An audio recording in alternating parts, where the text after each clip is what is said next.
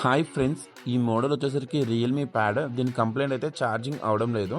అయితే customer showroom తీసుకెళ్తే complete board మార్చాలని చెప్పారంట. అయితే వాళ్ళ ఫ్రెండ్ ఎవరు రిఫర్ చేస్తే మన షాప్కి వచ్చారు. అయితే నేను ఫుల్గా డయాగ్నోస్ చేసి ఛార్జింగ్ ఐసీని ఓన్లీ మార్చాను. ఇప్పుడు 100% ఛార్జింగ్ అవుతుంది. మీరే చూడండి. మీ దగ్గర ఇటువంటి కంప్లైంట్స్ ఏమైనా ఉంటే జయదుర్గ మొబైల్స్ని కాంటాక్ట్ చేయండి.